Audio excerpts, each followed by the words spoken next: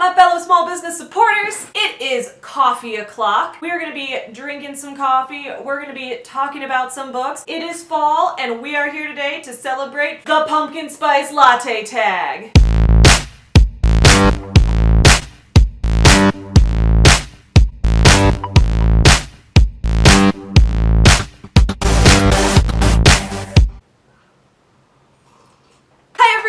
I'm Savvy. If you guys are new to this channel, thank you so much for coming on by. Welcome, and it's nice to meet you. Please don't forget to subscribe because every Monday, Wednesday, and Friday at 11 a.m. Central, I have new videos coming out about books, writing, and small business owner life. Today's video is going to talk about some books that I'm reading for the fall. I've already done a fall TBR video, so check that out up in the cards if you haven't already. But today's video is the Pumpkin Spice Latte tag, which was created by The Book Pusher, and I was tagged in this by Zach Tries to Read. I love both of their channels so much, and I have linked them down in the description below. So please check out both Maddie from The Book Pusher and Zach from Zach Tries to Read. Y'all are both great. So the Pumpkin Spice Latte tag has different fall-themed prompts, and for each of the prompts you have to pick a book, either that you've already read or that you're going to read, that fits that prompt and celebrates fall in that way. So let's get to it. The first one is, as the title would suggest, Pumpkin Spice Latte, and this is for a book that everyone likes to shit on, but you think it's delicious. I didn't realize until recently that people like to shit on pumpkin spice lattes. I know there's a little meme going around that they're for basic bitches or whatever, but I think as a society we're finally moving past that and accepting that everyone should drink whatever coffee they want to drink because in the grand scheme of things that really doesn't fucking matter. But with books, we are not so lucky. With books, if there's a book that everyone hates but you love it, people will be like, wow, your taste really sucks. Get some standards, why don't you? And it's a little bit weird, right? So the book that I'm picking for this is not a book that's like a guilty pleasure or anything like that. It's a book that I genuinely think is one of the best written pieces of literature I've ever read, but for some reason the reviews on Goodreads and Amazon, people seem to not like this book, and I'm a little confused about that, and that book is An Abundance of Catherines by John Green. This is one of my favorite books of all time. I've read it multiple times. I first read it when it first came out back when I was like 14, and this book has stayed with me over the years. I think the writing style is so consistent. The close third-person narrative is so well done, and we feel completely immersed in the protagonist's headspace, even though it's from a third-person perspective, and even though it's written from the viewpoint of someone who is incredibly intelligent, which is a hard thing to jump on into because I don't know if any of us here would be like, yeah, I'm incredibly intelligent, I'm a prodigy, whatever. But this book is written from someone who is a prodigy, and that's very interesting. What a lot of people have said they don't like about this book is that it's not believable, which, what? I get that in books you have to suspend your disbelief and there has to be accurate world building to account for things, and this book is a contemporary young adult novel, so it is set in the real world supposedly. But just because you set something in the real world doesn't mean that you can't set it in a stylized version of the real world, right? We see this all the time on TV, right? Watch a sitcom. If you turn on Friends, you're not going to be like, oh, this show isn't believable because there are no laugh tracks in real life, right? You turn on The Big Bang Theory and you're like, this show isn't believable because the show is committing to a strange neon colored aesthetic that's supposed to mirror the type of color palette that's used in comic books and that type of, it's not grounded so deep in reality. This is not like a slice of life kind of thing. An Abundance of Catherines, just like all of those TV shows, is stylized. It's a book that is written from a stylized perspective. There's lots of plays on words in it. There's lots of things that don't seem like they could really happen in the real world, but they do happen in this book, and there's strange coincidences that pop up that seem like they're partially a plot device, partially something that's used for humor, but within the context of the book's style, it completely works and is actually very satisfying. So that book I will defend until the end of time. Stylized books for life. I love it. And I'm gonna drink it like a latte.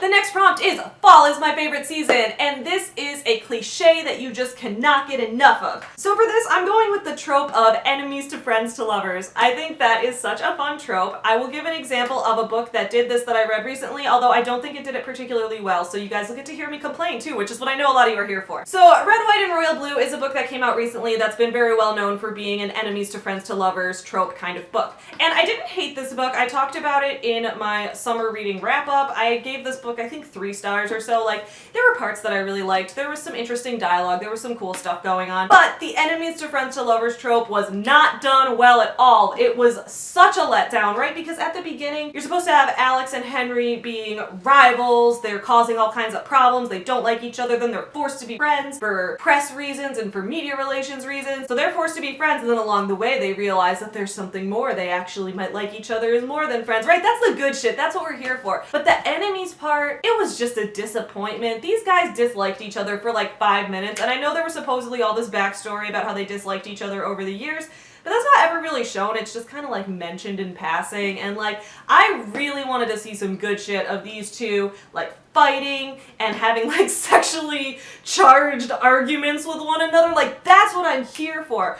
Instead, I'm going to talk about how right now I'm playing this video game called Phoenix Wright Ace Attorney. I'm playing it like nonstop. This video game is so good. It's where you have to be a lawyer in anime court, and anime court is wonderful because nobody cares about perjury in anime court. Nobody cares if you lie on the witness stand or if you're under oath and you lie in court. Like, nobody cares. Anime court is a fucking free-for-all, and I love it. I wouldn't love it if that's how the court system really worked, but for the sake of a video game, it's quite fun. But anyway, I feel like this game is doing the enemies to friends to lovers trope a whole lot better. I'm not going to talk too much about it because this is not a video game channel. So the next prompt is sweater weather in the morning and then t-shirt weather by the time you get out of work or school, otherwise known as every fucking day in Chicago, right? You wake up, it's freezing here, then suddenly it's 90 fucking degrees in the middle of the day, and then it's snowing by the time you get out of work. Literally, there have been days when I've gone to work in sandals, like wearing Birkenstocks, and I'm like, this is so good, I'm gonna be so comfortable at work, and that's fucking snowing when I get home. I'm like, are you kidding? I have to walk through the snow in sandals? Welcome to Chicago. I should be used to it,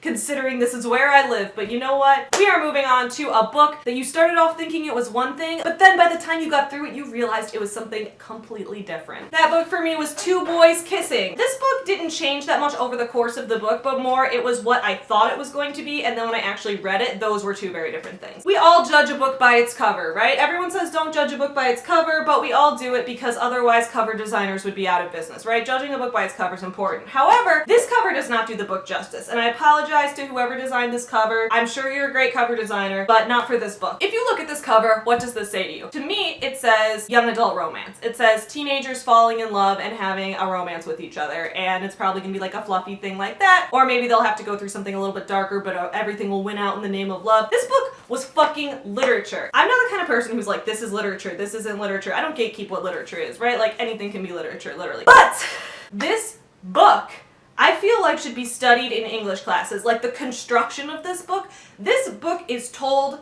in plural first person and omniscient third person at the same time. It's told through like a Greek chorus perspective. It's like a chorus of men who died of AIDS in the 80s and 90s. They are talking from the grave, kind of, or like narrating as omniscient presences, but it's under we. So they're all narrating together, and they're narrating all the perspectives of the different storylines of all these different characters. Some of the storylines come together, some of them don't. It needs to be studied, I think, because I have had discussions in literature classes about the concept of omniscient third person, right? And how omniscient third person used to be much more popular in classical literature, and some people theorize that that's because hundreds of years ago, the presence of one God in like European society or American society, that the whole like Christian religion was influencing things a lot more. And again, I'm not going to get into religion. I don't have a particular religious preference. I think, you know, everyone's religion's valid.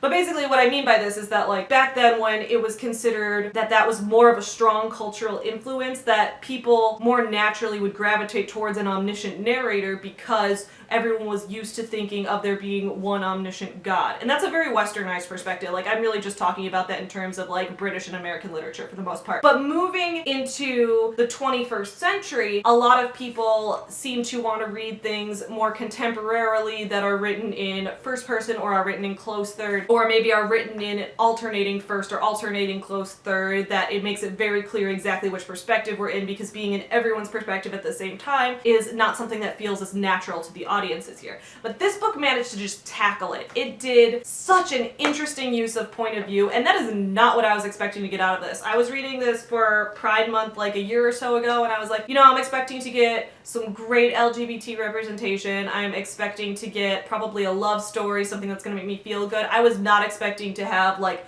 a literary mind explosion. Next prompt is Spooks.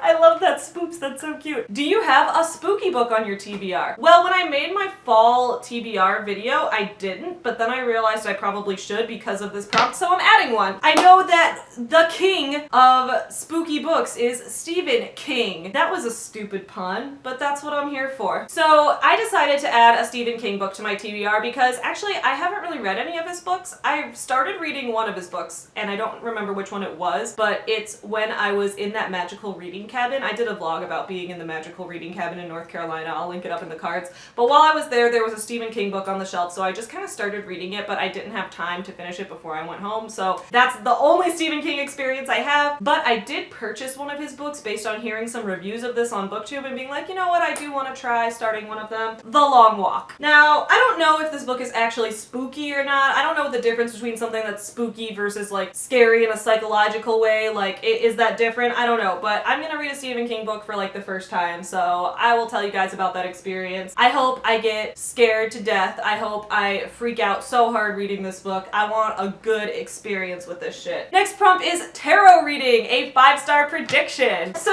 originally I had made a 5-star prediction for fall, which was Wayward Son, but you guys remember how that turned out, don't you? If you don't remember how it turned out, I'll link it up in the cards. This book isn't a 5-star book, it isn't a 1-star book, it's not a 3-star book, it's a I don't fucking know how many stars book, even though the 3rd book has been announced, but I still don't know how to feel about everything, so I'm not gonna continue using this one as my 5-star prediction. Instead, I'm gonna talk about Britt-Marie Was Here by Frederick Bachman. This book I had predicted was gonna be 5 stars, and then I read it, and it actually was 5 stars. This book was fantastic. I'm not sure if I'm gonna do a full review on it, or if I'm gonna just like do a summary of it in a wrap-up, but Frederick Bachman is a master of taking characters that people would think are like curmudgeons, or a lot of people my age would, you know, accuse them of doing boomer memes or whatever, you know, people who are like, can I talk to the manager? Those kind of people. He really delves into like these people's emotions, and he makes them both lovable and hateable at the same time, but in a protagonist kind of way, so like you root for them even when you're annoyed with them, and you see self-destructive behaviors that you can identify in everyone. Basically, I just think the grumpy middle-aged representation is on point, and this book was just so heartwarming in so many ways, and I absolutely loved it. And then our final prompt is Sephora Sage and Crystal Set. I don't know what that means. I think maybe I'm doing fall wrong, but this is a book that means well, but missed the mark by a landslide. You guys probably want me to talk about Girl Wash Your Face here, but let's be real, I'm not even sure that that book meant well. So instead we're gonna talk about Ship It.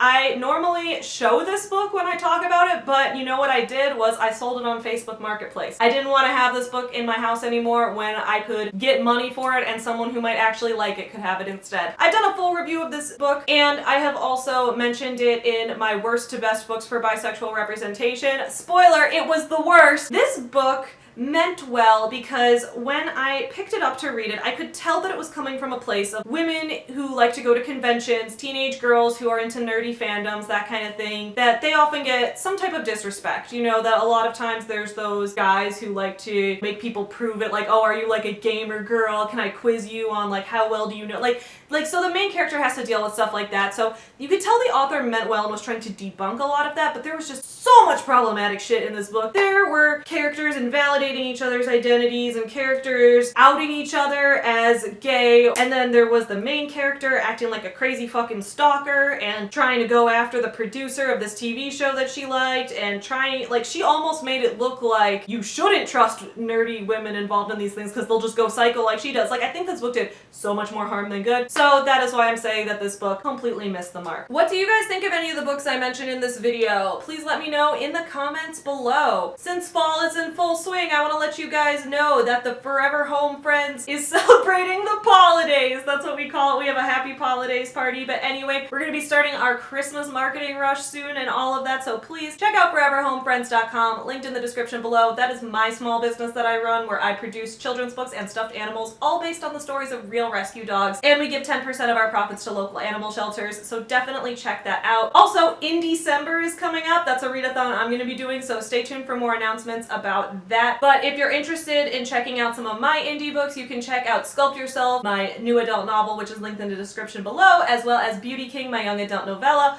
which is a very, very fall-themed book. Look, we got a pumpkin on the cover and everything. If you're feeling some pumpkin spice, if you're feeling some serious fall vibes, I would recommend checking out Beauty King, linked in the description below, and I hope you enjoy. Thank you guys so much for watching this video. I will see you again soon, but in the meantime, don't forget to support small businesses. Happy reading and happy fall!